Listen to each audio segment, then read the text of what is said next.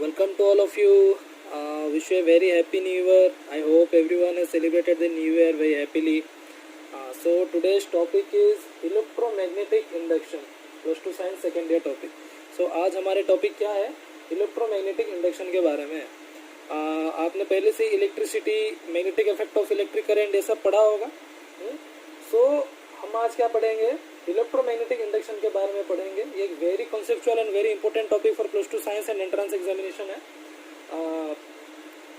इस टॉपिक से रिलेट करके हम आज क्या देखेंगे? इस टॉपिक से क्या देखेंगे कि अल्टरनेटिंग करंट कैसे जनरेट होता है, क्योंकि इस टॉपिक के साथ अल्टरनेटिंग करंट का बहुत मतलब रेलिवेंट है. Understood? So through this topic we will know how to generate alternating current. Okay students, so first of all, before I start the topic, I have to advise you something regarding your subject. So you all know your main and primary subject what is your mathematics, physics, chemistry, and your fourth optional that is your can be biology and IT, statistics, whatever. But your primary subject what की math, physics and chemistry, जो आपकी पहले subject में यही आता है. Then second one is your English. English is also very important for all of you. Understood? So I mean to say, if you want to make your career as an IITian, NITian, or as a doctor, or any technical means, if you want to make your career professionally by your subject, then these three subjects are very important. That is your math, physics, chemistry, including English also. Why this is very important? Because in every entrance examination there is a vast number of questions from these subjects. Okay, like your IIT exam, NIT exam, your naval engineering exam, then your Air Force engineering, military engineering, then go to your merchant engineering, your ISMAT exam. Okay, these topics are very important and very conceptual topic. Okay, in plus 2 now you are studying very conceptual thing. Very conceptual thing means you have to know the tip by bit of all this topic, all the subject. आपको हर एक चीज के बारे में जानना पड़ेगा, कैसे हो रहा है, क्यों हो रहा है, ऐसा नहीं होता तो क्या होता.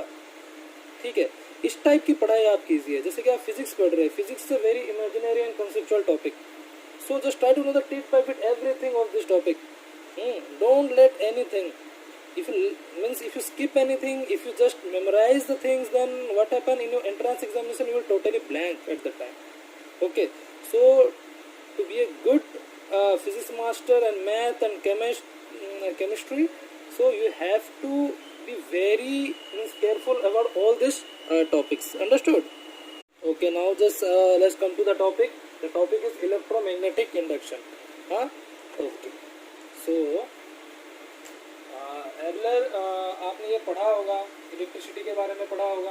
ठीक है, फिर आपने ये भी पढ़ा होगा क्या, magnetic effect of electric current, your bye-Savart's law की लूप में कैसे होता है, लॉन्ग स्टेट कंडक्टर में कैसे होता है, सोलेनॉइड में कैसे होता है. ठीक है, we have already read this. So the today's very important topic is electromagnetic induction. So हमने पहले क्या पढ़ा? इलेक्ट्रिसिटी पढ़ा कि कैसे इलेक्ट्रिसिटी आया, कहाँ से जनरेट हुआ. ठीक है, ये सब हमने पढ़ा, फ्लेमिंग लॉ वो ये सब हमने पढ़ लिया.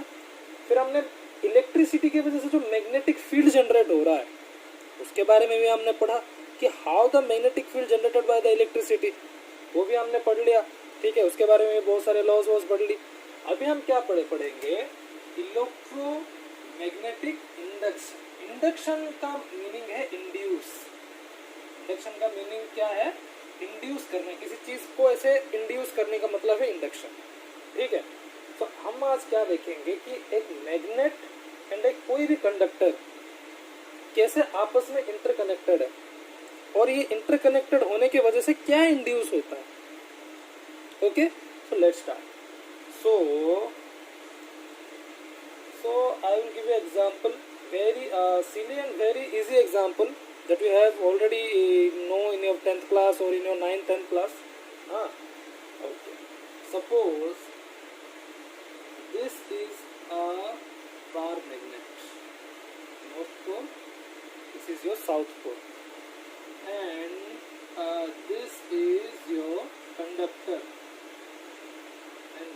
conductor is connected by a galvanometer.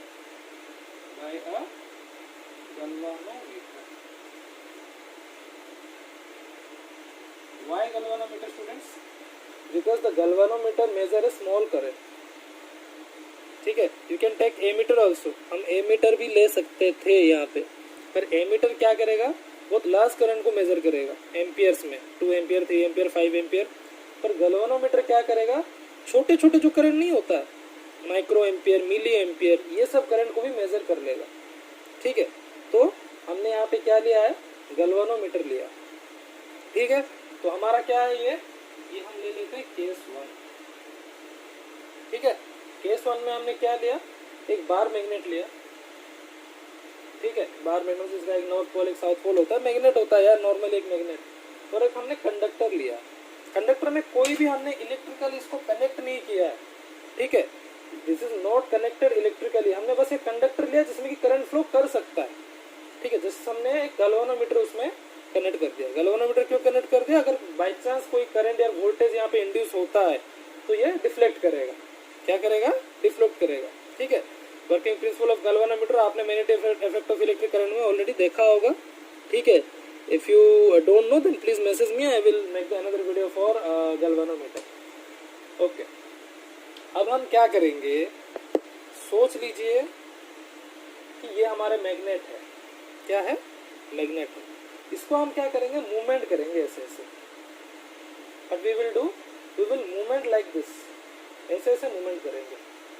ठीक है, जब हम मैग्नेट को ये मूवमेंट करवा रहे हैं, ठीक है, when I what shift the movement from left to right, right to left, then what happened, तब हमने क्या देखा कि जो गैल्वेनोमीटर है ना, ये डिफ्लेक्ट करने लगा। डिफ्लेक्ट मतलब कभी इस साइड जा रहा है, कभी इस साइड आ रहा है, मतलब ऐसे ऐसे। अगर गैल्वेनोमीटर डिफ्लेक्ट कर रहा है मतलब इसमें क्या हो रहा है, कुछ करंट फ्लो कर रहा है। स्मॉल अमाउंट ऑफ करंट क्यों ना हो, पर करंट फ्लो तो कर ही रहा है। जब ये स्टेडी है तो कोई डिफ्लेक्शन नहीं हो रहा। ओके, बट जैसे कि हम क्या करते हैं, इसको मूवमेंट करना शुरू कर देते हैं मैग्नेट को, तो ये क्या करता है, डिफ्लेक्ट होना शुरू हो जाता है, कभी लेफ्ट साइड, कभी राइट साइड, कभी लेफ्ट साइड, कभी राइट साइड। समझ में आया, ये हो गया क्या आपका केस नंबर 1। चलो केस नंबर 2 की बात करते हैं। केस नंबर 2 में क्या होगा, सेम हम वही बार मैग्नेट लेके आएंगे। ठीक है, सेम एक वही कॉइल लेंगे, इसको फिर से वही गैल्वेनोमीटर के साथ कनेक्ट कर लेंगे, गैल्वेनोमीटर के साथ। ठीक है, अब देखते हैं क्या होता है। अब मैं क्या करूंगा, मैग्नेट को स्टेडी रखूंगा। पहले मैंने किसको स्टेडी रखा, इसको, कॉइल को ऐसे ही रख दिया और मैग्नेट को मैंने मूवमेंट किया, तो फिर क्या हुआ, गैल्वेनोमीटर डिफ्लेक्ट किया। अब मैं क्या करूंगा, मैग्नेट को स्टेडी मतलब मैग्नेट को ऐसे एज इट इज रखूंगा। ये जो कॉइल है इसमें से गैल्वेनोमीटर लगा हुआ है, उसको मूवमेंट करूंगा। मतलब मैं अभी क्या करूंगा, ये जो कॉइल है उसको आगे पीछे करूंगा ऐसे बस। ठीक है, मैग्नेट अपने जगह पे है, बस कॉइल को मैं क्या कर रहा हूँ, आगे ले रहा हूँ, पीछे कर रहा हूँ, आगे ले रहा हूँ, पीछे कर रहा हूँ।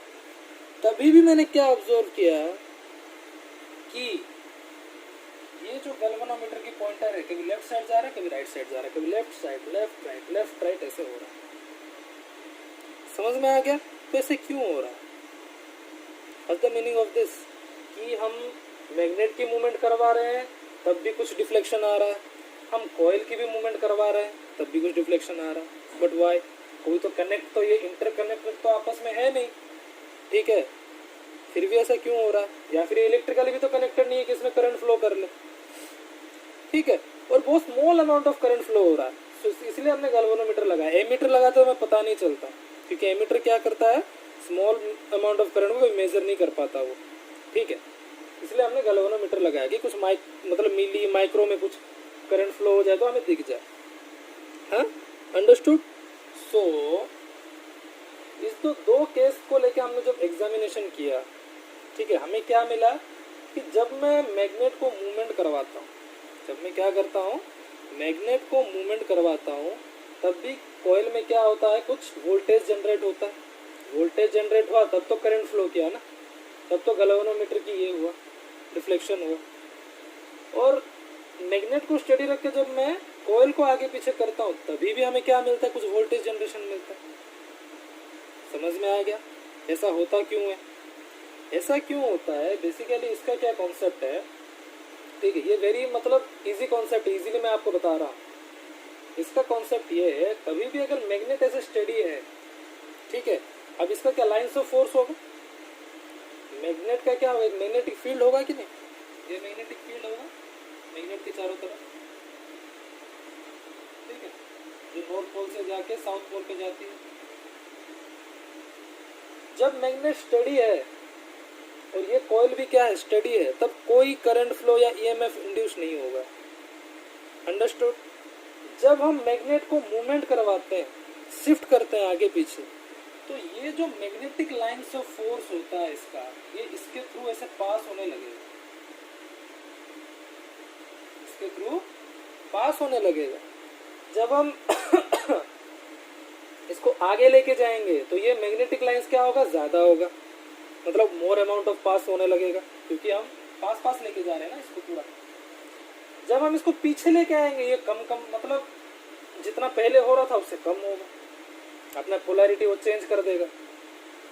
समझ में आ रहा? ठीक है, फर्स्ट क्या हो रहा था कि more amount of magnetic field, अपना मैग्नेटिक लाइंस ऑफ फोर्स जा रहा था। दूसरे में क्या हुआ, कम amount of magnetic lines of force गया, ठीक है। और द थर्ड थिंग, अगर मैं ऐसे रख रहा हूं, ठीक है, जस्ट अ मिनट है,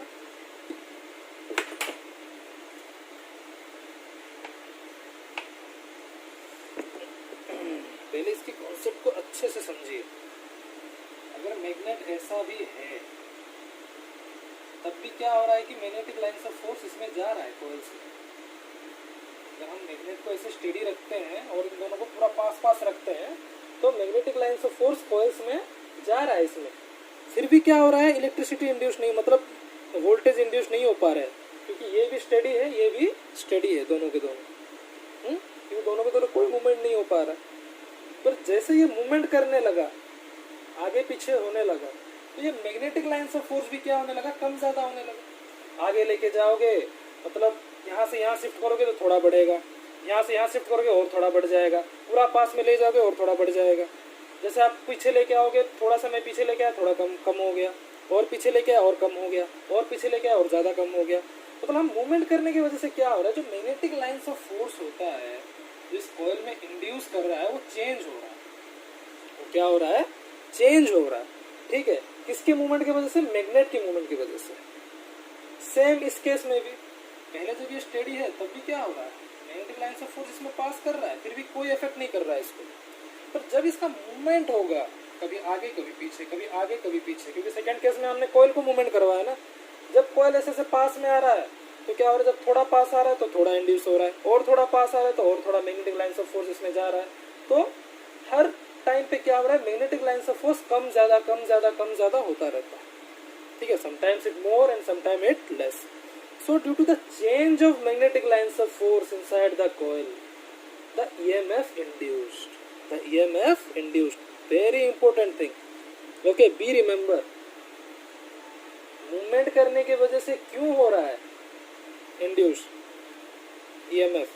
क्योंकि magnetic lines of force जब जा रहा है इसके अंदर वो change हो रहा है। वो क्या हो रहा है, change, मतलब यहाँ पे है तो कुछ नहीं होगा, जैसे थोड़ा आप पास पास लेके गए तो क्या हुआ, जो मैग्नेटिक लाइंस ऑफ फोर्स इसके अंदर जा रहा है वो थोड़ा थोड़ा चेंज होने लगा, कभी ज्यादा होने लगा, कभी और ज्यादा होने लगा, कभी और थोड़ा ज्यादा होने लगा।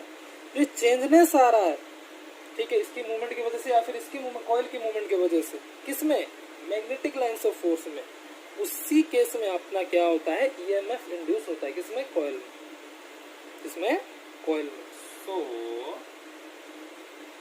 EMF induced due to change of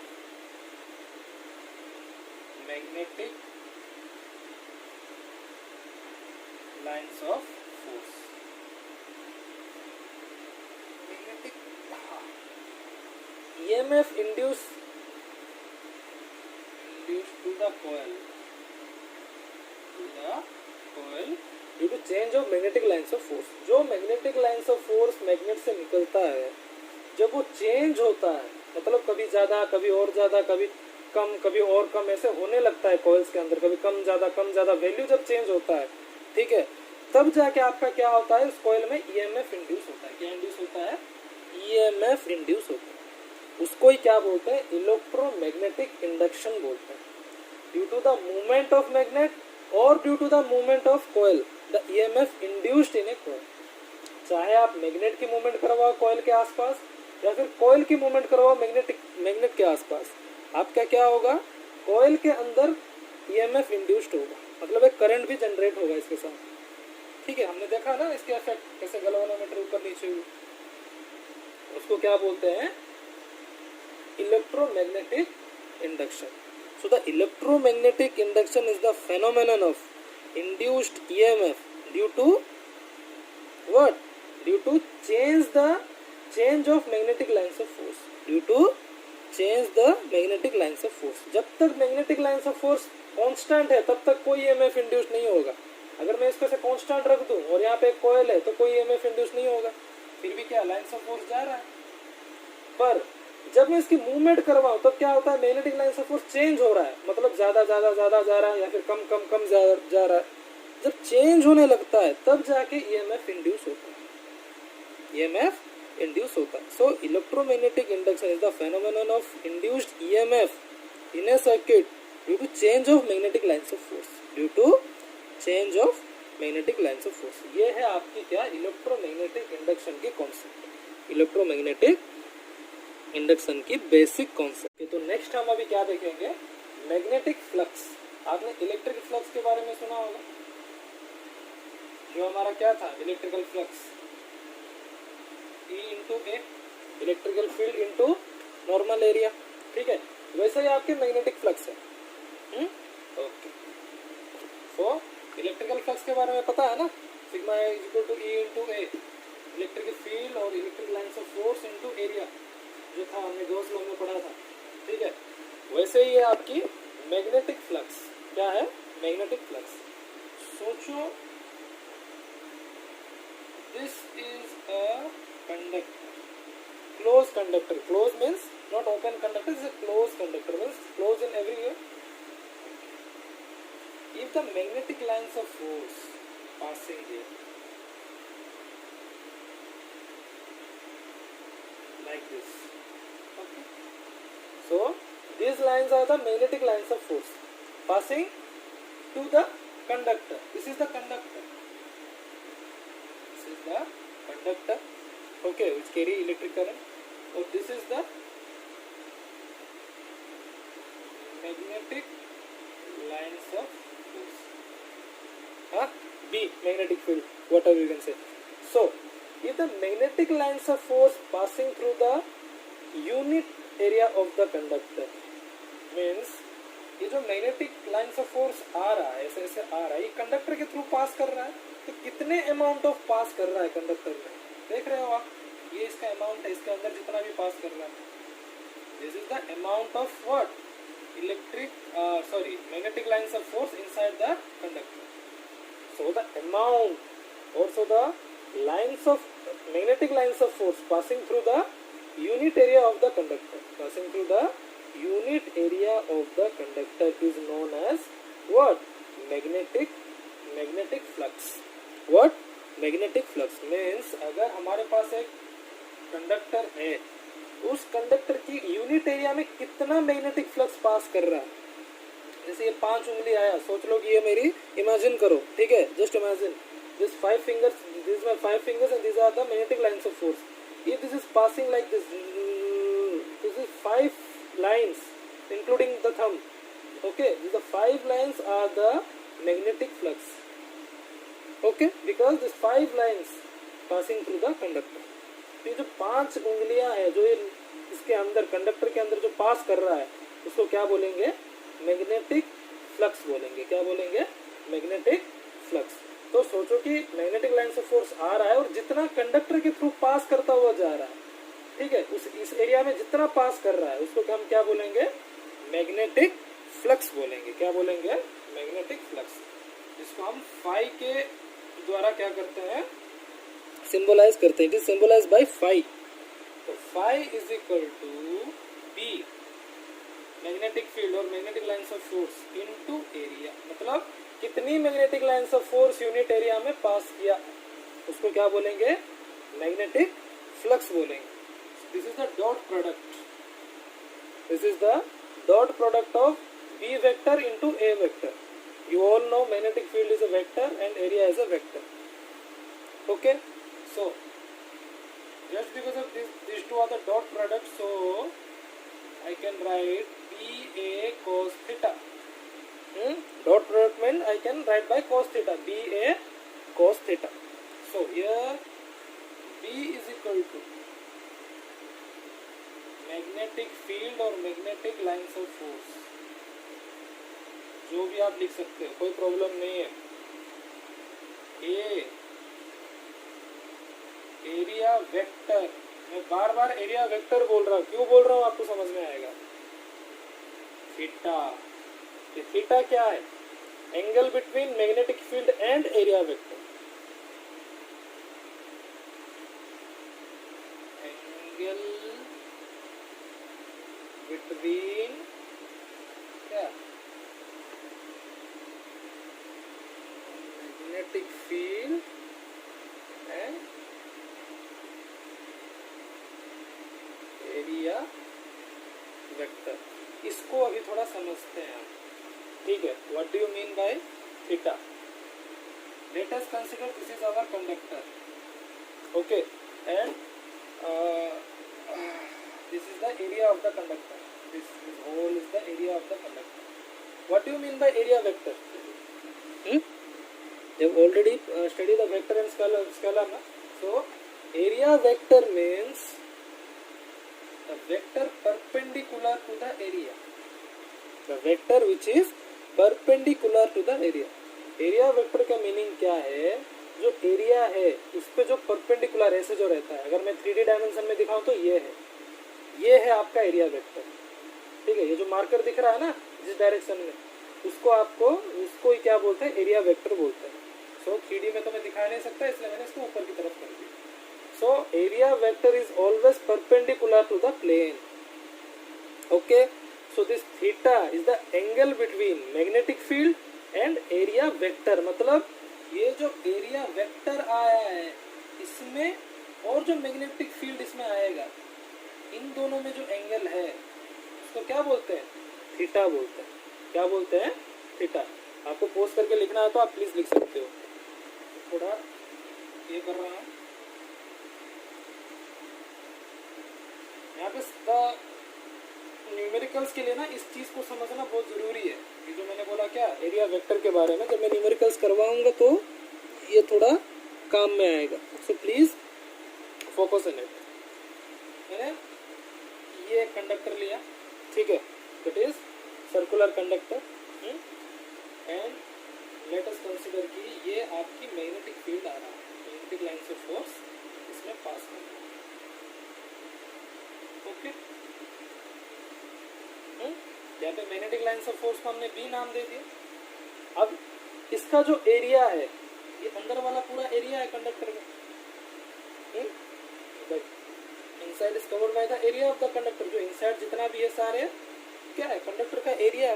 तो एरिया वेक्टर क्या होगा, ये जो परपेंडिकुलर टू द प्लेन हो. या फिर अगर मैं दिखाना चाहूँ इस ब्लैक बोर्ड में तो ऐसे दिखा सकता हूँ. ये है तुम्हारे जो एरो मार्क जा रहे हैं, तुम्हारे एरिया वेक्टर है. अब मैं इसमें अगर थीटा पूछूंगा तो कितना होगा, what is the value of theta? Theta is the angle between magnetic lines of force and area vector. Be remember, magnetic lines of force and area vector. तो बताओ कितना होगा थीटा, कैसा है. देखो ये स्ट्रेट है और इसके ऊपर ये ऐसे परपेंडिकुलर है, ठीक है. तो कितना थीटा हुआ, 90 डिग्री. कितना हुआ, 90 डिग्री. ओके, अगर मैं आपको पूछूं कि यहाँ पे टोटल मैग्नेटिक फ्लक्स कितनी है, 5, तो कितना आएगा,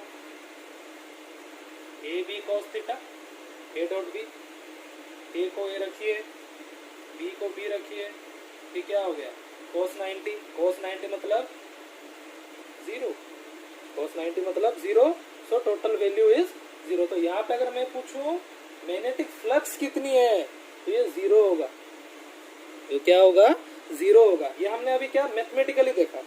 अब हम इसको कैसे समझेंगे, प्रैक्टिकली समझने की कोशिश करेंगे मैग्नेटिक फ्लक्स क्यों जीरो हुआ। Okay okay, just a minute. Okay, तो हमें इसको प्रैक्टिकली समझने के लिए, चलो ये आपका हो गया एक, सोच लो कि एक सर्कुलर रिंग, ठीक है। Late us consider this is a conductor. सोचो ये कंडक्टर है। अब इसमें क्या होगा, magnetic lines of force pass करेगा, ठीक है। इमेजिन कीजिए ओके कि यहाँ पे ऐसे मैग्नेटिक लाइंस ऑफ फोर्स, ये just look at my fingers, these are the magnetic lines of force. ये आ रहा है दूर से, हाँ हाँ बहुत दूर से आ रहा है, ऐसे ऐसे गया गया गया गया गया अभी यहाँ पे। अब जस्ट इमेजिन जैसे कि यहाँ पे पहुंचा, ऐसे ऐसे हुआ, ऐसे हुआ, ऐसे हुआ, ऐसे हुआ, ऐसे हुआ, ऐसे निकल गया, तो पास तो कर ही नहीं पाया इसके अंदर से। हमें बेसिकली इस एरिया, ये जो एरिया है इसमें पास करवाना था ना, दैट इज अवर ओनली मोटो, ठीक है। कि मैग्नेटिक फ्लक्स हम कब बोलेंगे, जबकि इस एरिया में ये पास हो, ये जो अंदर वाले एरिया में। अभी तो ये ब्लैंक दिख रहा है, सोचो कि इसके अंदर ऐसे कुछ हो ऐसे, ठीक है। हाँ ओके, हमें इस एरिया में इसको पास करवाना है, अंदर वाले एरिया में, ठीक है। तो उसमें तो हो ही नहीं पाया। ऐसे आया मैग्नेटिक फ्लक्स, ऐसे चला गया बिना पास हो, जस्ट टच करके चला गया, ठीक है। समझ में आ रहा है। तो आपको क्या लग रहा, मीन्स आपको क्या लग रहा होगा कि मैग्नेटिक फ्लक्स जीरो नहीं होगा, क्यों, क्योंकि ये तो पैरेलल है और इसके अंदर से मैग्नेटिक फ्लक्स भी पैरेलल जा रहा है, तो थीटा तो जीरो होना चाहिए। जब थीटा जीरो हो गया तो इस हिसाब से A B cos theta, A B cos zero, ये तो वन होगा, मतलब ए भी आ गया, ये तो जीरो नहीं हो रहा है। तो आपको ऐसे ही लग रहा है ना, क्योंकि देखो ये जा रहा है, ये ऐसे पैरेलल जा रहा है, एरिया भी पैरेलल है, तो इस एरिया और इसमें एंगल कितना बन रहा है, 0 डिग्री बन रहा है, ठीक है। और हमने मैथमेटिकली देखा 0 डिग्री में तो ए भी आ रहा है, पर ऐसा है नहीं। Area always perpendicular to the plane, मतलब यहाँ पे एरिया कैसे रहेगा पता है, ये देखो, ये just see my finger, this is the area, okay, this is the area vector, मतलब ये है प्लेन, तो इससे परपेंडिकुलर है एरिया वेक्टर। समझ में आ गया। जब ऐसे मैग्नेटिक लाइन से फोर्स जा रहा है ऐसे ऐसे ऐसे ऐसे, ठीक है, दिख रहा है ना, जैसे ऐसे ऐसे जा रहा है, ये कितना एंगल बना रहा है एरिया वेक्टर के साथ, 90 डिग्री। अगर मैं एक मैग्नेटिक लाइन ऑफ फोर्स को कंसिडर करूं, अगर ये ऐसे आया तो कितने डिग्री बना के गया, 90 डिग्री, इसलिए यहाँ पे क्या हुआ, वो 90 डिग्री हुआ। ये मैंने समझा रहा था। कोई भी आप सर्कुलर चीज लो, ठीक है, या फिर कोई सा भी एक चीज लो, लेट टेक दिस डस्टर, सोच लीजिए कंडक्टर है, इसमें भी magnetic flow lines of force कैसे आएगा, ऐसा आएगा, ये ऐसे चला जाएगा ऊपर से, तो जीरो हो गया यार, कुछ तो पास ही नहीं कर पाया अंदर, इस एरिया के अंदर कुछ जा ही नहीं पाया, ठीक है। प्रैक्टिकली भी जीरो आ रहा है, मतलब कुछ पास ही नहीं कर पा रहा है, ठीक है, और मैथमेटिकली भी जीरो ही आएगा। क्यों, क्योंकि इसका जो एरिया वेक्टर होगा ऐसे होगा, ऐसे परपेंडिकुलर होगा, देखो, ठीक है। एरिया वेक्टर ये नहीं है, एरिया वेक्टर ये एरिया है, ठीक है। थीटा क्या है, angle between your magnetic lines of force and area vector, मतलब area vector always perpendicular to the plane, मतलब इस प्लेन के साथ परपेंडिकुलर रहेगा, ठीक है। अभी देखो, अभी मैथमेटिकली देखो, ये आ रहा है लाइंस ऑफ फोर्स, इस पर टकरा रहा है एरिया वेक्टर के ऊपर, तो कितना डिग्री बना रहा है, 90 डिग्री। मेरे फिंगर एंड इस मार्कर के बीच में कितना डिग्री है, 90 डिग्री, और चला जा रहा है, तो थीटा इज इक्वल टू कितना हुआ, 90, एंड फ्लक्स इज जीरो। समझ में आ रहा है, ठीक है। अगर एंगल क्या हो रहा है आपका, 90 डिग्री हो रहा है, किस किस के बीच में, area vector and magnetic lines of force के बीच में, तो कुछ भी फ्लक्स पास नहीं करेगा। मतलब मैं अगर ऐसे पैरेलल रख दूं, मतलब ऐसे रख दूं किसी भी कंडक्टर को, तो मैग्नेटिक फ्लक्स अगर ऐसे आ रहा है तो पास नहीं कर पाएगा। चलो अब एंगल चेंज करके देखते हैं, ठीक है। चलो पहले सर्कुलर रिंग देंगे, ठीक है, पहले ऐसे था, अभी मैथमेटिकली एंगल को चेंज करेंगे। ये इसलिए बता रहा हूँ माय डियर स्टूडेंट कि ये आपको न्यूमेरिकल्स में बहुत हेल्प करेगा, it will help you hello in numericals. समझ में आ रहा है, न्यूमेरिकल्स में दिस इज वेरी इंपॉर्टेंट। सोचो ये एक सर्कुलर रिंग है, ठीक है, ओके। अभी मैं क्या करूंगा, सर्कुलर रिंग जो है, अभी पहले मैग्नेटिक फ्लक्स ऐसे आ रहा था ना, ठीक है, अब थोड़ा मैं इसका एंगल चेंज कर दूंगा मैग्नेटिक फ्लक्स की, ठीक है। अब मैं ए से पास करवाऊंगा, ऐसे मतलब मैग्नेट मैंने यहाँ पे रख दिया तो ऐसे पास हो रहा है, आगे पीछे कर रहा हूँ मैग्नेट भी। और तुम्हारा एरिया कितना है, ये एरिया वेक्टर है परपेंडिकुलर टू द प्लेन। अभी अगर मैं देखूं तो कुछ क्या आ गया, एंगल आ गया, इसको मैं थीटा ले लूंगा, ठीक है। चलो अब देखते हैं, यहाँ पे थीटा इज इक्वल टू क्या हुआ, थीटा ही हुआ। कितना भी एंगल हो सकता है, 20 डिग्री 30 डिग्री कुछ भी, तो फ्लक्स कितना आएगा, ए बी कोस थीटा, मतलब ए बी कोस थीटा की जगह कोस थीटा, मतलब कुछ वैल्यू आएगा 3 4 5 6 कुछ भी। हाँ एक बात मैंने बताना आपको, ये हो गया, इसकी जो यूनिट है वो क्या है, मैग्नेटिक फील्ड की यूनिट क्या थी इसकी, ए इंटू बी है। मैग्नेटिक फील्ड की यूनिट टेस्ला, ए का यूनिट मीटर स्क्वायर, तो इसकी यूनिट है टेस्ला इंटू मीटर स्क्वायर। समझ में आ रहा है? तो मैंने अभी क्या किया, मैग्नेटिक लाइन्स ऑफ फोर्स की क्या जो एंगल है उसको चेंज कर दिया, ऐसे ऐसे भी, पहले ऐसे सीधा हो रहा था, अभी ऐसे पास करने लगा, ठीक है। ओके, तो एंगल कितना बनाया उसने, थीटा एंगल बनाया, क्योंकि एरिया वेक्टर के साथ देखो कितना बनाया, थीटा, ठीक है। तो कुछ ना कुछ वैल्यू आएगा। ओके, तो हम मैं देख लेता हूँ हो रहा है कि नहीं हो रहा है, प्रैक्टिकली पॉसिबल है कि नहीं। अब सोचो ये है आपका रिंग, अभी मैं क्या ऐसे फ्लो करवाऊँ, पहले ऐसे फ्लो करवा रहा था मैग्नेटिक फ्लक्स, अभी ऐसे करूँगा। अभी देखो ये आया, अभी इसके अंदर से जा रहा है, अभी इस एरिया में ये क्या कर रहा है, कट कर रहा है, क्रॉस कर रहा है, तो कुछ ना कुछ मैग्नेटिक फ्लक्स इसमें पास करेगा। पर ऐसे आ रहा था तो नहीं कर रहा था, ऐसे सीधा चला जा रहा था, क्योंकि उसको एरिया ही नहीं मिल रही थी सही से। पर जैसे मैंने इसको बेंड कर दिया मैग्नेटिक लाइन्स ऑफ फोर्स को, अब क्या कुछ एरिया मिल गई जो कि इसके अंदर से पास हो रहा है, तो कुछ मैग्नेटिक फ्लक्स भी आएगा, जितना लाइन्स ऑफ फोर्स जा रहा है उतना मैग्नेटिक फ्लक्स है। समझ में आ रहा है? सेम इसमें भी देखो, रेक्टेंगुलर शेप में अगर ऐसे जाएगा मैग्नेटिक लाइन्स ऑफ फोर्स ऐसे, ठीक है, तो इसमें पास कर रहा है, जब इसमें टच हो रहा है मतलब पास करेगा, पास करके ऐसे जाएगा, ऐसे टच होके पास करके जाएगा। समझ में आ रहा है? ठीक है, हाँ। तो इसी को ही थीटा बोलते हैं, ठीक है। Theta is the angle between what, the area vector and magnetic lines of force. तो फ्लक्स समझ में आ गया, ये समझ में आ गया। इसकी इतनी याद रखना, थीटा का वैल्यू चेंज होगा तो मैग्नेटिक फ्लक्स भी चेंज होगा। जितना आप थीटा का वैल्यू चेंज करोगे उतना मैग्नेटिक फ्लक्स भी चेंज होगा। तो थीटा का वैल्यू कैसे चेंज होगा, या फिर आप मैग्नेटिक लाइन्स ऑफ फोर्स को चेंज कर दीजिए उसका एंगल, या फिर आपकी जो कंडक्टर के एंगल को भी चेंज कर दीजिए, ठीक है। मतलब फॉर एग्जांपल लेट्स सी, अगर आपको लाइन्स ऑफ फोर्स ऐसे सीधा सीधा पास करवाना है, इसके एंगल को ऐसे चेंज कर दीजिए। अब देखो जा रहा है, क्योंकि मैंने कंडक्टर के एंगल को ही चेंज कर दिया, तो मैग्नेटिक फ्लक्स क्या हो रहा है, जा रहा है इसके अंदर से, मतलब कुछ ना कुछ फ्लक्स है। मैग्नेटिक लाइन्स ऑफ फोर्स से भी जाएगा तो कुछ ना कुछ फ्लक्स है, ठीक है। तो by change the direction of conductor and direction of magnetic lines of force we can change the what, magnetic flux, और चेंज द एंगल। तो मैग्नेटिक फ्लक्स किस किस के ऊपर डिपेंड करेगा, इसको ये कर रहा हूँ, इरेज कर रहा हूँ, please note it down.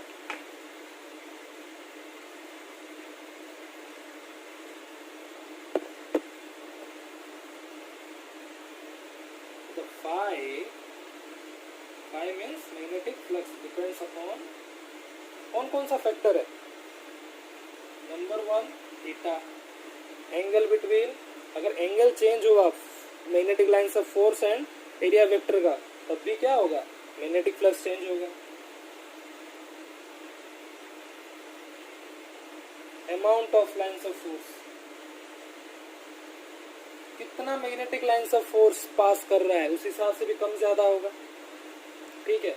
Third one is area, कितने एरिया में पास कर रहा है उस हिसाब से भी क्या होगा, फाई का वैल्यू आपका क्या हो सकता है, कम ज्यादा हो सकता है। तो फाई आपका इतने फैक्टर के ऊपर डिपेंड करता है, ठीक है। फॉर्मूला के हिसाब से यार phi is equal to A B cos theta है, तो ऑब्वियस सी बात है ए के ऊपर डिपेंड करेगा एरिया, बी के ऊपर डिपेंड करेगा, और थीटा के ऊपर तो डिपेंड कर ही रहा है, मैंने आपको अभी देखा है। समझ में आ रहा है, ठीक है। Okay, so this is the concept of magnetic flux. Okay, now the next thing, more important, that is next हम क्विकली कवर करेंगे the Faraday's law of electromagnetic induction. ठीक है, तो फैराडेज में आपने 3 लॉ रखा था और the last law of Lenz's law. ठीक है, इस लॉ की वेरी इंपॉर्टेंस है एंड आपकी जो अल्टरनेटिंग वोल्टेज अभी जनरेट की मैं डिराइव करूंगा लॉन्ग क्वेश्चन, ठीक है, उसमें भी बहुत इंपॉर्टेंट है, for exam point of view भी ये बहुत इंपॉर्टेंट है। Okay, just try to understand what exactly the law is. So Faraday's first law of electromagnetic induction states that when the magnetic lines of force induced in a closed loop or closed coil changes, यहाँ पे एक mark कर रहा हूँ मैं, changes, then EMF induced in it and it lasts as long as the lines of force changes.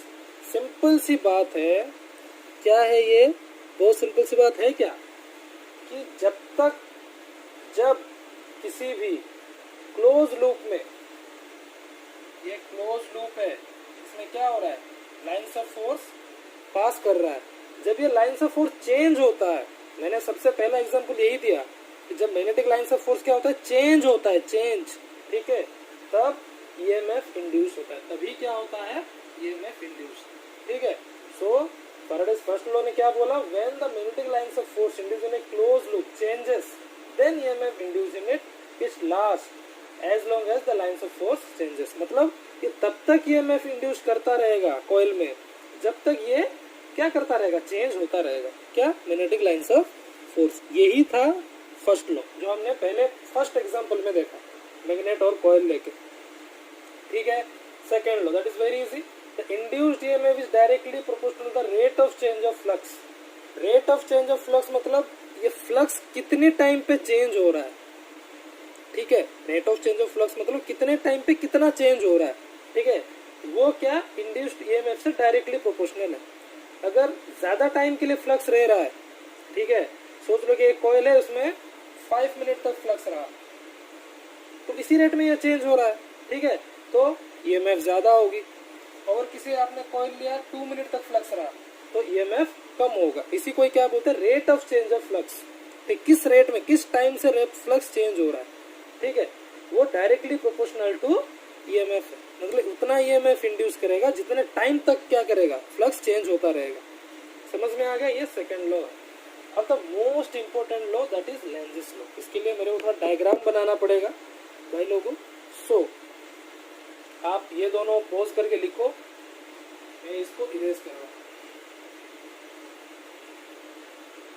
Lenz's law, इसी के ऊपर ही आपका सब है।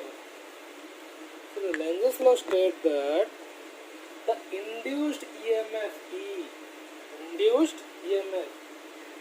oppose the curves which produce the EMF. ठीक है, बहुत इंपोर्टेंट बात कर दिया इसने। Okay, let's see how important it is. मतलब ये क्या है, क्लोज लूप है या फिर कॉइल है, इसमें जो ईएमएफ इंड्यूस हो रहा है, मैग्नेटिक फ्लक्स क्या होगा, पास होगा, चेंज होगा, तो क्या होगा, ईएमएफ इंड्यूस होगा। ठीक है, ये जो ईएमएफ इंड्यूस हो रहा है, ये क्या करेगा, इस लाइंस ऑफ फोर्स को अपोज करेगा, मतलब आने के लिए रोकने के, मतलब अपोज मतलब क्या, सोचो, लेट अस कंसीडर कि ये आपका कॉइल है, ठीक है, ऐसे कॉइल है। सो इस कॉइल में जब आप क्या करते हो, मैग्नेटिक लाइन से फोर्स पास करवाते हो ऐसे, तो जब चेंज होता है, मतलब कम ज्यादा होता है, ठीक है, तो क्या ईएमएफ इंड्यूस हो जाएगा। जब इसमें ईएमएफ इंड्यूस होने लगेगा ना, तो वो ईएमएफ क्या करेगा, अब इस कॉइल, मतलब ये जो लाइंस ऑफ फोर्स आ रहा है उसको अपोज करने की कोशिश करेगा। मतलब ये क्या बोलेगा, तुम मत आ, फिर भी ये जाएगा, ये ऐसे बोलेगा नहीं तुम मत आ, फिर भी ये जाएगा, ये सिचुएशन होगा। तो ये सिचुएशन कैसे क्रिएट होता है, मैं आपको एक एग्जांपल दे रहा हूँ। ठीक है, सोच लो आप एक ग्राउंड में खड़े, ठीक है, दिट इज यू, आपके फ्रेंड क्या कर रहा है, रनिंग कर रहा है, हाँ? आप रनिंग कर रहे हो, ये आपकी फ्रेंड है, ठीक है। अब ये दौड़ता हुआ आया, आपको धक्का दिया कि भाई और जोर से रनिंग कर, तो आप पहले ही रनिंग कर रहे हो, इसने आपको धक्का दिया, तो एक इफेक्ट इसके ऊपर भी तो पड़ेगी, थोड़ा जर्क इसको भी तो लगेगा। सोच लो आप बहुत हेल्दी हो, बहुत मोटा हो, आप स्लो स्लो रनिंग कर रहे हो, जब ये क्या आगे इसको धक्का देने की कोशिश करता है तो थोड़ा जर्क इसके ऊपर भी लगता है कि नहीं, ये भी थोड़ा पीछे हो जाता है कि नहीं। फील करो कभी इस चीज को। सेम सोचो ये आपकी मैग्नेटिक लाइंस ऑफ फोर्स, ये ईएमएफ है, जब ये इसमें ऐसे पास कर रहा है तो ये क्या कर रहा है, जर्क दे रहा है इसको। ठीक है, ये जो ईएमएफ है जो इसके अंदर है, ये मैग्नेटिक लाइंस ऑफ फोर्स को ऐसे थोड़ा जर्क दे रहा है। हाँ भाई आ पर आराम से आ जा, ठीक है, या फिर अभी ज्यादा हो रहा है मत आ, तो एक जर्क देने की कोशिश कर रहा है। अंडरस्टूड ना। ठीक है, तो इसको ही बोलते हैं क्या कि जो ये इंड्यूस्ड ईएमएफ है इसको अपोज कर रहा है। किसको, ये जो मैग्नेटिक लाइंस ऑफ फोर्स, ये तो ऐसे आ रहा है आ रहा है, ठीक है, ये ईएमएफ जो इसके अंदर इंड्यूस हो गया, ये इसको क्या रोकने की कोशिश कर रहा है ऐसे, तो रोक, ये जबरदस्ती आ रहा है, ये रोकने की कोशिश कर रहा है, ये जबरदस्ती आ रहा है। सोच लो कोई दरवाजा बंद करने की कोशिश कर रहा है, आप जबरदस्ती घुस रहे हो। ठीक है, हाँ यही हो रहा है यहाँ पे। ठीक है, ये ऐसे ऐसे ऐसे आ रहा है, ठीक है, ये बोल रहा है मैं इसको ऐसे आके चेंज होऊंगा, ईएमएफ क्या कर रहा है, इसको रोकने की ट्राई कर रहा है, तो इसको ही बोलते हैं क्या, द इंड्यूस्ड ईएमएफ। ठीक है, oppose the curve which produce, मतलब जब भी ईएमएफ इंड्यूस होता है लाइंस ऑफ फोर्स की चेंजेस की वजह से, तो उसको एक ओपोजिशन मिलता है। जैसे आप अगर आपके फ्रेंड को धक्का मारोगे पीछे से, तो आपके ऊपर भी एक जर्क लगेगा, आप भी कुछ फोर्सफुली मार रहे हो तो आपके ऊपर भी क्या लगेगा, पीछे की तरफ एक जर्क लगेगा, दैट इज कॉल्ड ओपोजिशन। ठीक है, इसलिए यहाँ पे माइनस साइन आया, minus sign stand for the opposition. ठीक है, the E oppose the what, flux. ठीक है, जिसके वजह से ई प्रोड्यूस हुआ, फ्लक्स की वजह से प्रोड्यूस हुआ, नया लाइंस ऑफ फोर्स की वजह से उसको ही अपोज करने लगेगा। ठीक है, ये बोला लेंजेस लॉ ने। माइनस कुछ साइन नहीं है, ये माइनस ये डिनोट कर रहा है कि इंड्यूस्ड ईएमएफ क्या मैग्नेटिक लाइंस ऑफ फोर्स को अपोज कर रहा है। ओके, सो ये आपका क्या हो गया, electromagnetic induction and flux and your 3 loss. ठीक है, अभी let's do the main important topic, the generation of alternating voltage और द अल्टरनेटिंग करंट। ठीक है,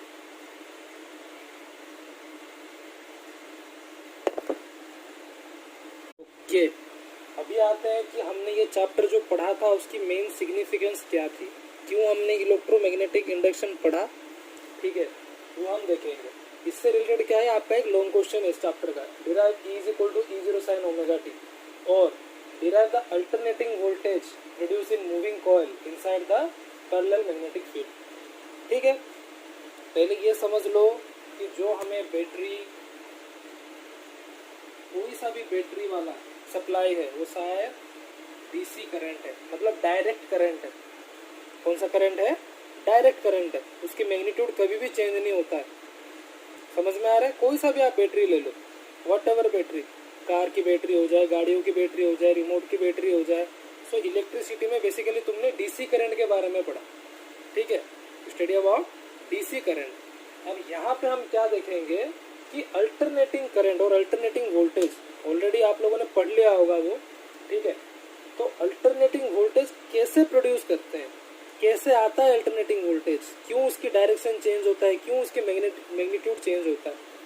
ठीक है, अल्टरनेटिंग वोल्टेज का क्यों अल्टरनेटिंग वोल्टेज ऐसे होता है, सबने तो देखा होगा ऐसे ऐसे होता है। ठीक है, ऐसा क्यों होता है, सिनोसोडियल क्यों होता है, हर टाइम पे उसकी डायरेक्शन एंड मैग्नीट्यूड क्यों चेंज हो रहा है। वो चीज हम क्या देखेंगे आज इस टॉपिक में। ठीक है, so the source of alternating voltage क्या क्या है, किस किस जगह से आपको अल्टरनेटिंग वोल्टेज एसी करंट मिलता है। जैसे कि आपकी होम डोमेस्टिक सप्लाई, जो आपकी घर में जो आ रहा है कितना 220 वोल्ट 50 हर्ट्ज का करंट आ रहा है ना, सिंगल फेज। ठीक है, इसके मतलब भी बाद में समझेंगे हम, फेज का मतलब क्या होता है। ठीक है, सो ये जो करंट आ रहा है कौन सा करंट है, अल्टरनेटिंग करंट है, एसी करंट, जो कि चेंज होता रहता है, चेंज होता रहता है। Okay, it changes continuously by magnitude and direction change periodically. ठीक है, समझ में आ रहा है। हाँ, तो ये जो करंट है ये कहाँ से आता है, हाइड्रो पावर प्लांट। ठीक है, हाइड्रो पावर प्लांट आपने सुना होगा, नदी को मतलब बांध बांध के जो हम करते हैं। ठीक है, ऐसे बड़े बड़े मैग्नेट रहता है, अंदर एक टरबाइन रहता है, उसको हम घुमाते हैं पानी डाल के मैग्नेट के अंदर, ठीक है। ऐसे ही करते हैं ना, जो हमें डोमेस्टिक सप्लाई से जो करंट हम कहाँ से प्रोड्यूस करते हैं, हाइड्रो पावर प्लांट से, ठीक है।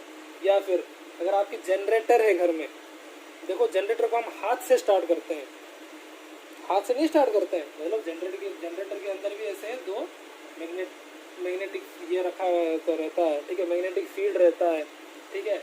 हम क्या करते हैं, अंदर एक कोयल रहता है, उसको हम हैंड स्टार्ट करते हैं, ऐसे हाथ से खींच के स्टार्ट करें या फिर घुमा के स्टार्ट करें, ऐसे करते हैं ना। तो ये सब क्या है, अपना अल्टरनेटिंग वोल्टेज की सोर्स है। तो ये क्यों चेंज होता है, क्या होता है, आज हम इस टॉपिक में देखेंगे।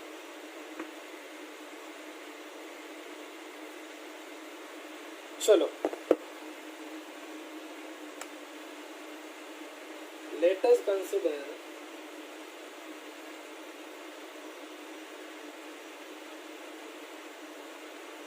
एक पैरेलल मैग्नेटिक फील्ड ऐसे।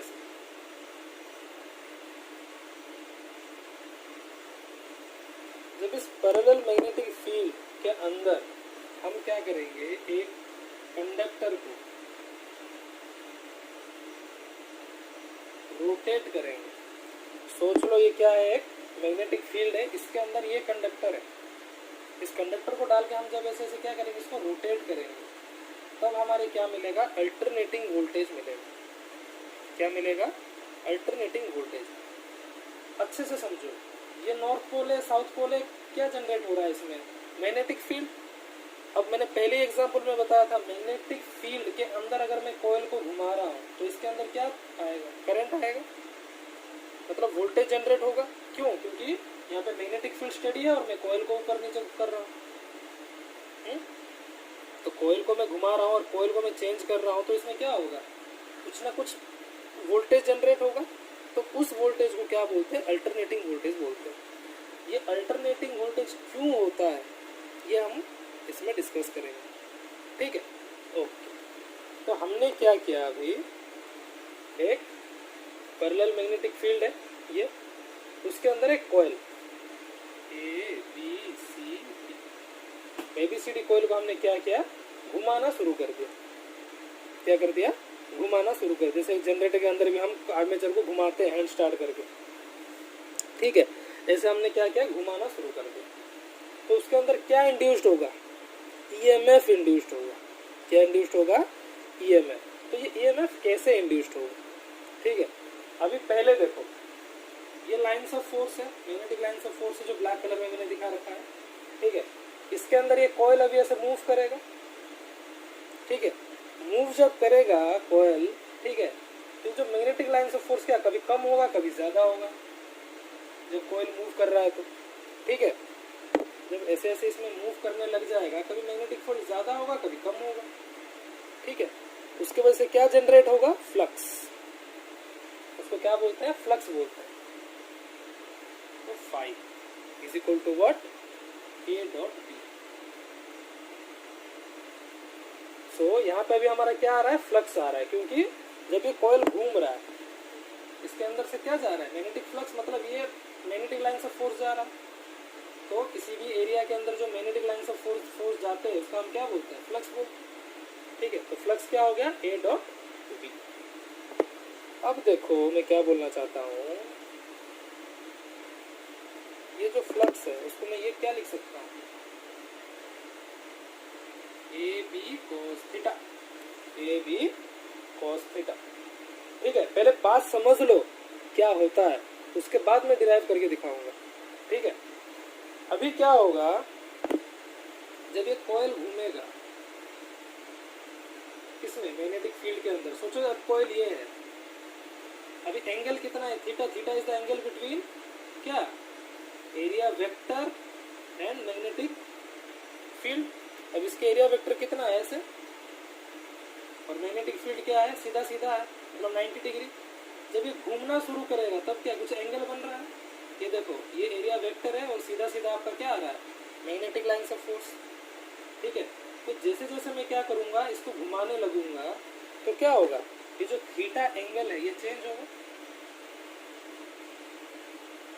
सोच लो, पहले थीटा 0 था, फिर थीटा कितना होगा, 10 डिग्री होगा, फिर 20 डिग्री होगा, तो ऐसे ऐसे कितना पूरा एक राउंड ये पूरा मार लेगा तो 360 डिग्री तक जाएगा थीटा का एंगल। तो आपको पता है अगर थीटा अपना एंगल चेंज कर रहा है तो ये फ्लक्स भी क्या होगा, चेंज होगा।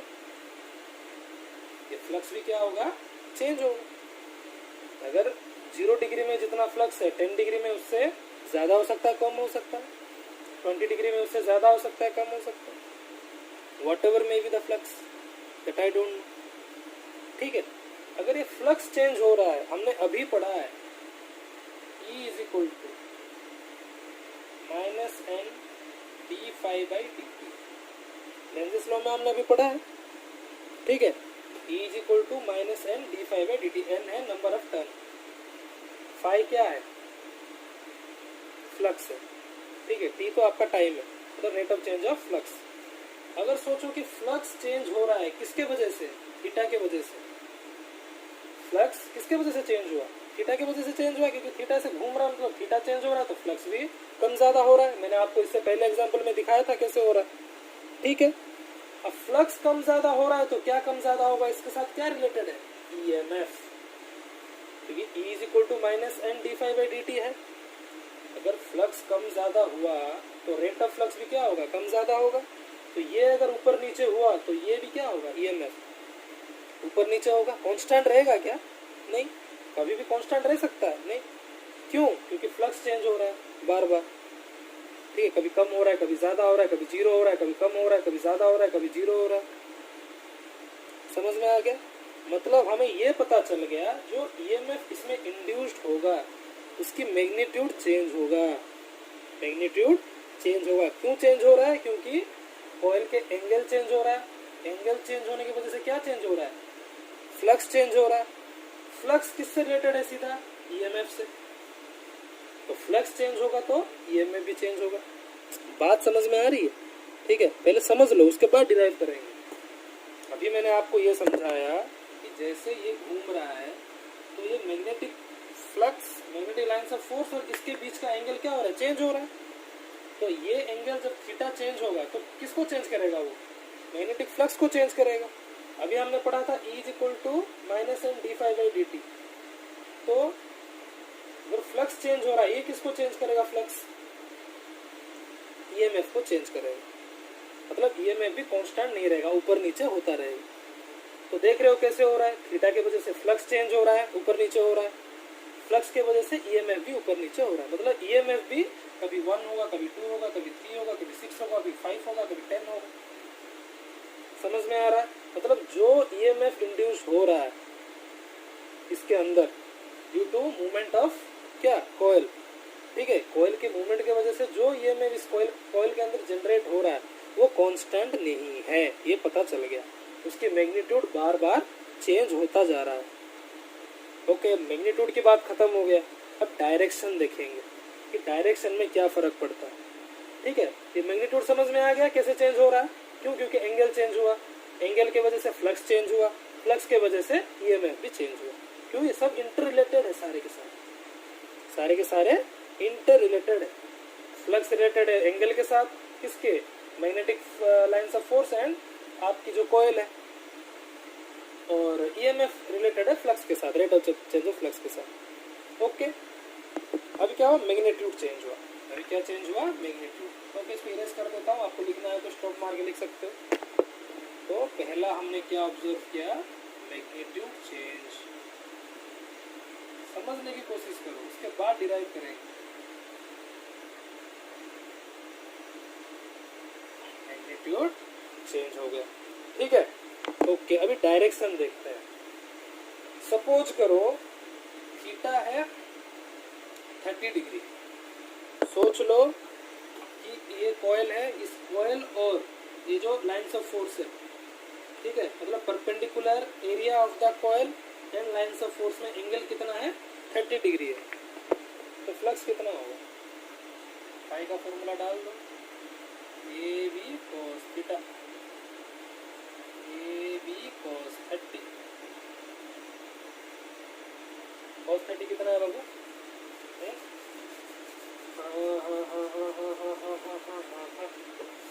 √3/2 मतलब मैं लिख सकता हूँ √3/2 AB।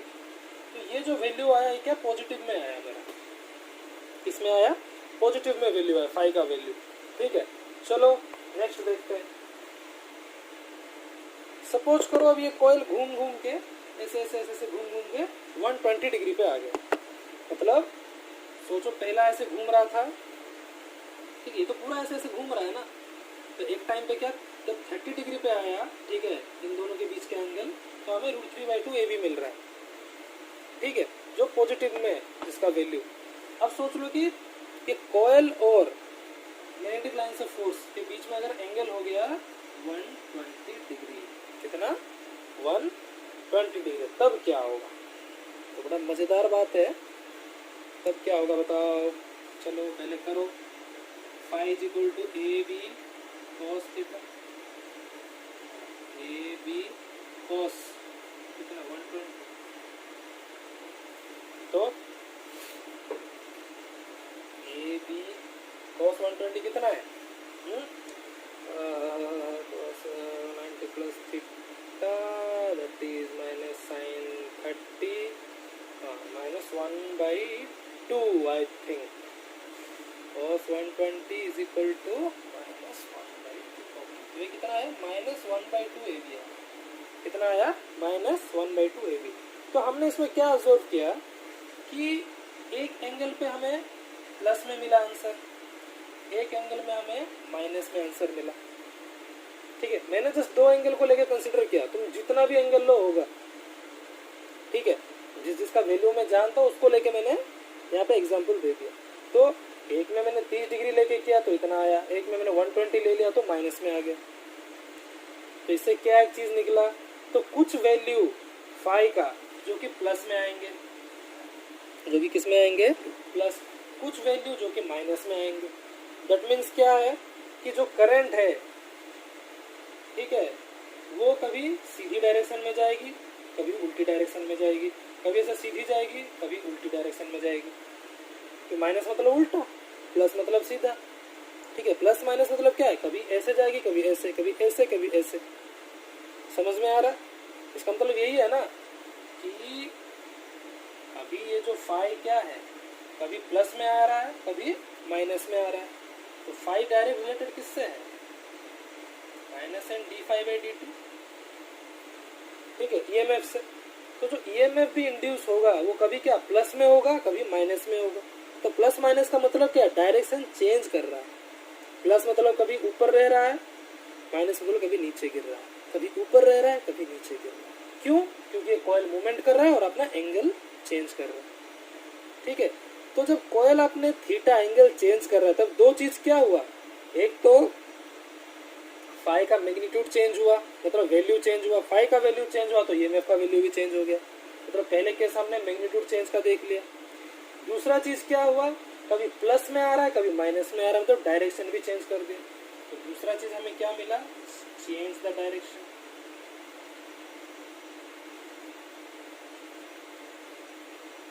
तो हमने क्या कंक्लूड किया, जब भी हम किसी parallel magnetic lines of force में, वो पैरेलल मैग्नेटिक फील्ड में कोई भी कॉइल को घुमा रहे हैं, उसमें जो भी ईएमएफ इंड्यूस हो रहा है वो क्या अपना मैग्नीट्यूड भी चेंज कर रहा है और डायरेक्शन भी चेंज कर रहा है।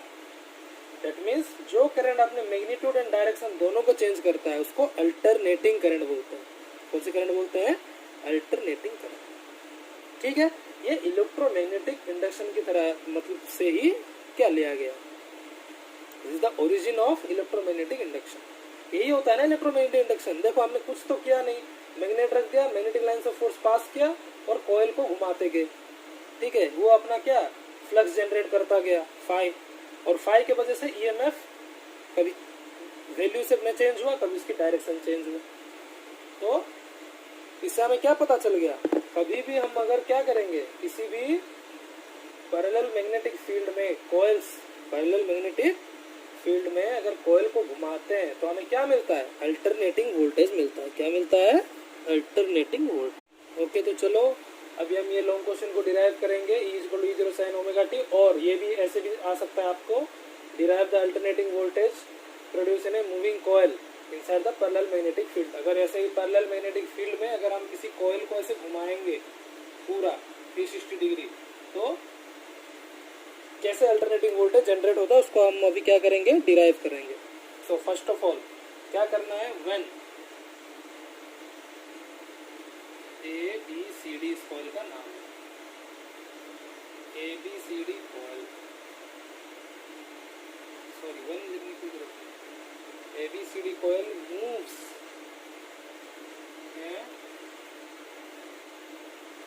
पैरेलल मैग्नेटिक फील्ड, उसमें जो फ्लक्स जनरेट होगा वो कितना होगा, phi is equal to A dot B, so I can write AB cos theta, theta is the angle between area vector and क्या B, magnetic lines of force, तो area vector मतलब क्या ऐसे आएगा सीधा, ठीक है, ये थोड़ा बेंड है मतलब ऐसे आएगा, इन दोनों में क्या एक एंगल आ रहा है तो थीटा है। अगर ये कॉइल ऐसे घूम रहा है पूरा, ठीक है, तो इसमें कौन सा वेलोसिटी आ रहा है, एंगुलर वेलोसिटी, कौन सी वेलोसिटी आ रहा है, एंगुलर वेलोसिटी आ रहा है, ठीक है।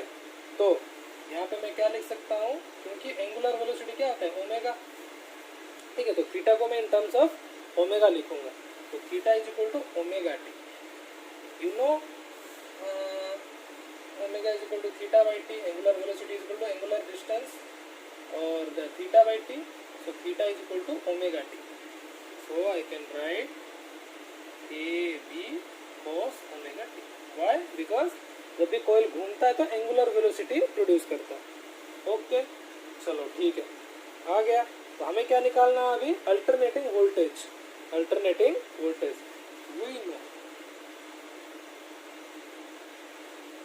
We know what, E is equal to minus n d phi by dt, E is equal to minus n d phi by dt, okay. आप थोड़ा स्टॉप करके इसको लिख लीजिए, ठीक है, इसको ये करना, इरेज करना, पूरा इरेज करना, this, okay, also I erase this also, now you just can see from here, okay, so E is equal to what, minus n d phi by dt, okay, understood। so minus n is the number of turns of the coil, coil का कितना turn हम घुमाते हैं, I can write d by dt of phi, d by dt of phi, d phi by dt means derivative of d by dt of phi, phi means what, your AB cos omega t, phi आपका क्या है, d by dt, phi की जगह पे मैं क्या लिख सकता हूँ, AB cos omega t, AB cos omega t, ठीक है। अभी ये क्या होगा, माइनस n, ओके। अब d by D t of A B cos omega t, जितना भी कांस्टेंट है हम पहले आगे निकाल लेते हैं, a और b कांस्टेंट है, ठीक है, डेरिवेटिव तो आता है ना सबको, d by D t of cos omega T करते हैं, ये माइनस ए बी को रखते हैं, अब d by D t of cos theta का डेरिवेटिव क्या है, माइनस साइन थीटा, तो minus sine omega t into omega minus minus plus N A B, ये ओमेगा को आगे लिख लेता हूँ, ये क्या आ गया, साइन ओमेगा टी, ठीक है। चलो नीचे वाला भी इरेज करता हूँ। अब ये जो आ गया ना ए बी ओमेगा एन, ये आपका क्या है, पिक वैल्यू है, किसका, ईएमएफ का, पिक मतलब मैक्सिमम वैल्यू इसको बोलते हैं, ठीक है।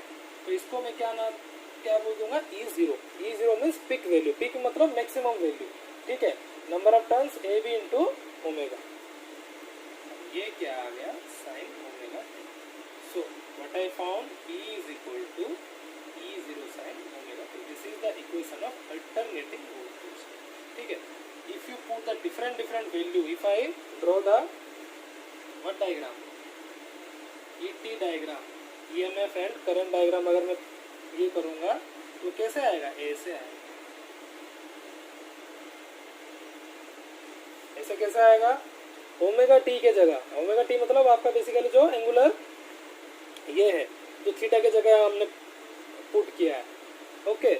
सो ओमेगा टी के जगह जितना मैं वैल्यू यहाँ पे पुट करते जाऊंगा, मतलब जो एंगल है, जो एंगल साइन ओमेगा टी मतलब एक एंगल है, उस एंगल के हिसाब से ये क्या होगा, चेंज होता रहेगा, क्या, ये जो वोल्टेज का ग्राफ। इसलिए एंगल, कॉइल की एंगल ही डिपेंड करता है कि क्या होगा, आपकी अल्टरनेटिंग वोल्टेज कैसा होगा। ये आपकी अल्टरनेटिंग वोल्टेज की ग्राफ है, ठीक है। सेम आप ऐसे भी लिख सकते हैं, I is equal to I0 sine omega t. समझ में आ रहा है, ओके। तो अल्टरनेटिंग करंट के बारे में हम नेक्स्ट क्लास में डिस्कस करेंगे, पूरा एक टॉपिक है। तो ये आपका आज पता चला कैसे जनरेट हुआ अल्टरनेटिंग करंट, ठीक है, ओके।